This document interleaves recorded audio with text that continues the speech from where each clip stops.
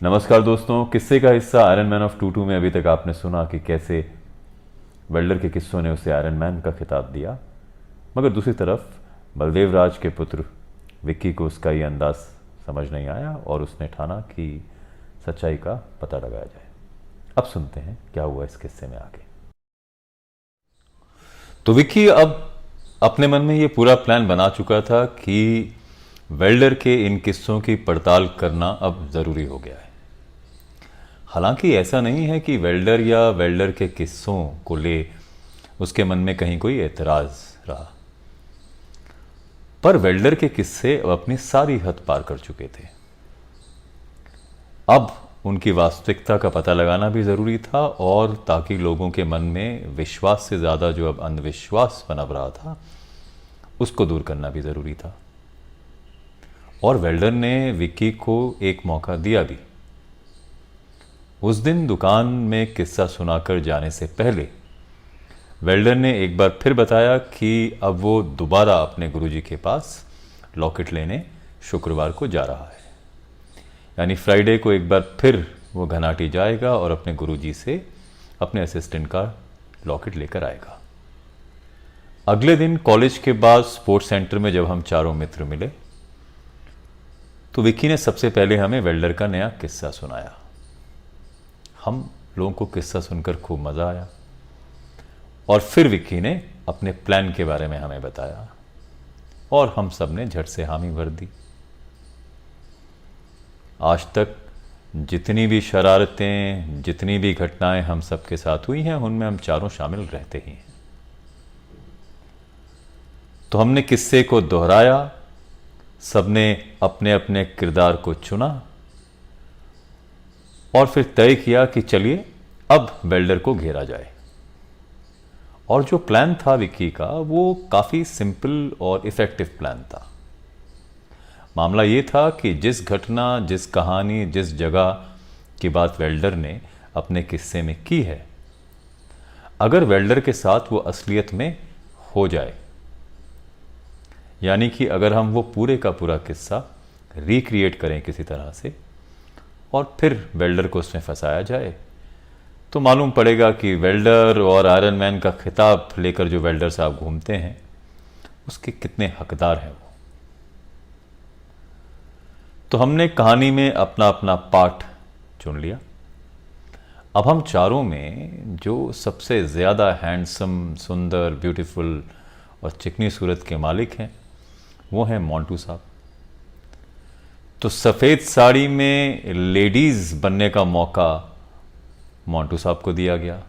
Role simple था, सफ़ेद साड़ी में लिपट कर सड़क के किनारे सुबक सुबक कर रोकर वेल्डर को रोकने का काम उनका है। दूसरी दिक्कत ये थी कि वेल्डर तो बाइक पे सवार होकर रास्ते पर चल रहे होंगे, तो उन्हें रोका किस तरह जाए ताकि वो सफ़ेद साड़ी में लिपटे मोंटू को देख सकें।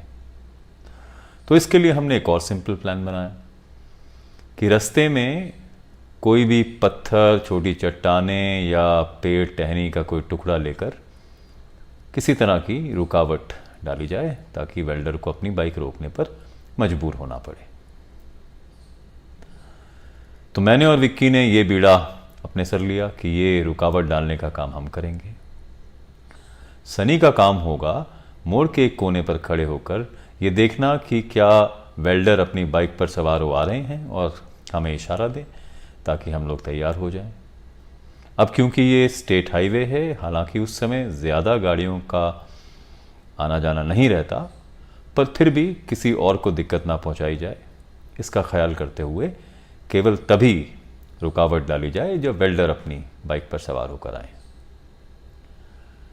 साहब, पहाड़ी रास्तों की एक ख़ास बात यह है कि रात को ड्राइविंग अक्सर ज़्यादा सेफ हो जाती है क्योंकि लाइट की रोशनी आपको गुप अंधेरे में दिखाई देती है।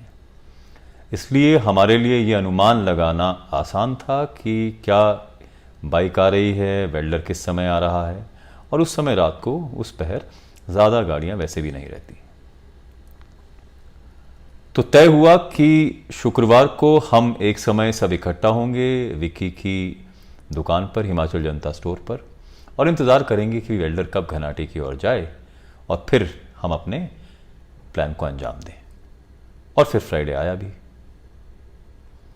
उस समय विक्की अपनी दुकान पर मौजूद था जब वेल्डर ये कहकर बलदेव राज को निकला कि मैं एक बार फिर घनाटी जा रहा हूं अपने गुरुजी से मिलने, और मैं लॉकेट लेकर आऊंगा अपने असिस्टेंट के लिए ताकि उसकी तबीयत ठीक की जा सके। अब वेल्डर के जाते ही हम सब दोस्त इकट्ठा हो गए। हम 2 बाइकों पर सवार हो हाथ में टॉर्च लाइट ले निकल पड़े वेल्डर के लिए किस्से को रिक्रिएट करने। थोड़ा सा साउंड इफेक्ट डालने के लिए हमने एक पुराना स्टीरियो भी रखा अपने साथ। ये वो स्टीरियो है जो बैटरी सेल से चलता है, तो हमें लगा कि अगर किसी भी सूरत में किसी भी तरह की आवाज़ निकालने की ज़रूरत पड़े तो शायद ये काम में आ जाए। तो 7-7:30 बजे का समय था जब हम उस स्थान पर पहुंचे जिस स्थान का जिक्र वेल्डर ने अपनी कहानी में किया था। और चूंकि हम उसी इलाके से हैं और उन सड़कों पर हमारा आना जाना रहता है, तो हमें उस जगह को आइडेंटिफाई करने या पहचान करने में कोई ख़ास दिक्कत हुई नहीं। जैसा कि उसने बताया था कि चढ़ाई खत्म होते ही सड़क के कोने पर मुझे सफ़ेद साड़ी में लिपटी लेडीज़ दिखाई दी, तो हम चढ़ाई के उसी मोड़ से कुछ मोड़ पहले अपनी बाइक को रोककर खड़े हो गए। हमने सोचा बाइक यहीं पे खड़ी की जाए और थोड़ा सा रास्ता पैदल चला जाए और ठीक उसी जगह पर जाकर इंतज़ार किया जाए वेल्डर के आने का। तो हमने अपनी अपनी पोजीशन ली। मोंटू तैयार था सफ़ेद साड़ी में लिपटा हुआ सड़क के किनारे सुबक सुबक कर रोने के लिए। मैं और विकी तैयार थे अपने साथ कुछ छोटे पत्थर चट्टान इकट्ठे कर, और सनी को जाना था मोड़ के दूसरी तरफ ये इशारा करने के लिए कि वेल्डर साहब आ रहे हैं अपनी बाइक पर खड़े हो। अभी कुछ समय था क्योंकि वेल्डर गुरुजी के पास जाएगा, वहाँ पर गुरुजी से बातें होंगी, शायद चाय और खाने के लिए उसे पूछा जाएगा, फिर वो लॉकेट ले निकलेगा अपनी बाइक स्टार्ट कर और फिर हमें मिलेगा। तो हम अब इंतज़ार कर रहे थे। इस बीच कुछ गाड़ियाँ इधर से उधर गई, लेकिन किसी ने कोई ख़ास गौर हम पर किया नहीं। कुछ समय के बाद अब लगभग वो समय हो चला था जिस समय का जिक्र वेल्डर ने अपने किस्से में किया था। जैसे जैसे हम इंतज़ार कर रहे थे हमारी बेचैनी भी बढ़ रही थी। अब हमें इंतज़ार था कि जल्दी से वेल्डर आ जाए, हम इस किस्से को अंजाम दें और सच्चाई का पता लगाया जाए। तो वेल्डर से भिड़ने के लिए हमारी चौकड़ी अब पूरी तरह से तैयार थी, लेकिन वेल्डर का अभी भी नामो निशान नहीं था। कहीं से भी बाइक की रोशनी या किसी का भी आने की बात समझ नहीं आ रही थी। अभी हम सब बातों का आकलन कर रहे थे। हमें यह लग रहा था कि क्या वेल्डर ने किस्से में जिस जगह की बात की है, क्या ये वही जगह है या वेल्डर किसी दूसरी जगह की बात कर रहा था। सब तरह के ख्याल हमारे मन में आ रहे थे क्योंकि वेल्डर का कहीं कुछ पता नहीं था। अभी हम इसी असमंजस की स्थिति में थे कि क्या यहीं पर खड़ा रहा जाए या आगे चलकर देखा जाए या घनाटी तक पहुंचा जाए और फिर वेल्डर से पहले इसी जगह पहुंचकर इस घटना को अंजाम दे, या यहीं पर खड़े होकर वेल्डर का थोड़ी देर और इंतज़ार करें। ये सब हमारे दिमाग में पसोपेश हो रही थी। इसी बीच सन्नाटे को चीरती हुई एक चीख की आवाज़ हमारे कानों में पड़ी और इसके साथ ही हमने एक बहुत तेज़ आवाज़ भी सुनी, जैसे अक्सर एक्सीडेंट के समय जिस तरह की आवाज़ आती है उस तरह की आवाज़ भी हमारे कानों में पड़ी। अब क्योंकि रात थी, घुप अंधेरा था और चारों तरफ एकदम शांति थी, तो आवाज़ हमें ज़ोरदार तरीके से सुनाई पड़ी। हम लोग अपनी अपनी जगह से निकलकर उस आवाज़ की तरफ दौड़े। हमारा अनुमान ये था कि शायद आसपास कोई एक्सीडेंट हो गया हो और ये आवाज़ शायद उसी चीज़ की है। हम अभी एक मोड़ मुड़े और दूसरे मोड़ से पहले थे कि हमने देखा कि सड़क पर कोई गिरा हुआ है और दूसरी तरफ सड़क के जहां खाई रहती है उस तरफ से तेज रोशनी आ रही है। हमारे पास हालांकि टॉर्च लाइट थी, लेकिन हम पहले दौड़कर उस जगह पर पहुंचे जहां पर वह व्यक्ति सड़क पर गिरा हुआ था।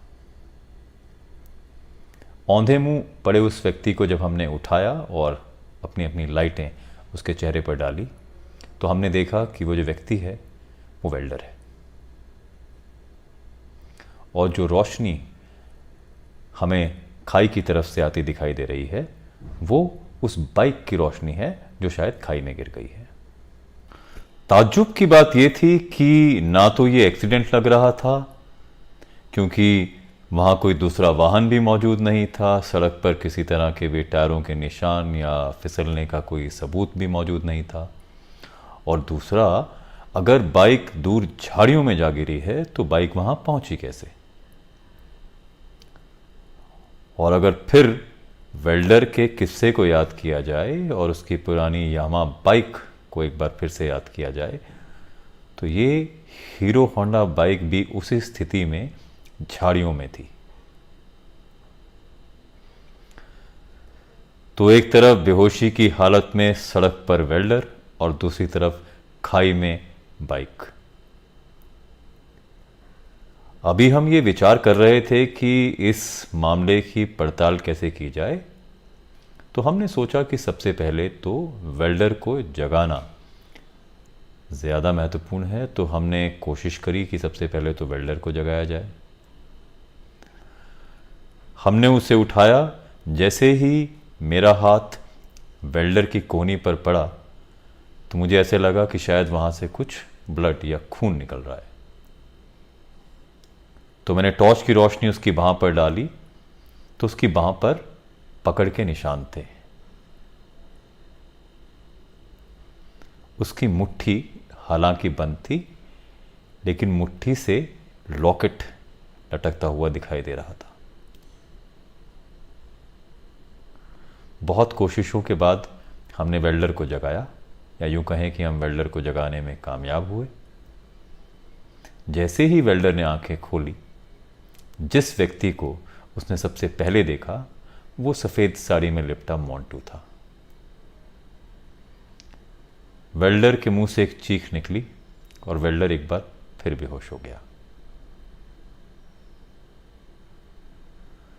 तो क्या जिस किस्से को रिक्रिएट करने का मंसूबा लिए हम चारों दोस्त यहां पहुंचे, हमसे पहले क्या कोई और उस किस्से को रिक्रिएट करने में कामयाब रहा?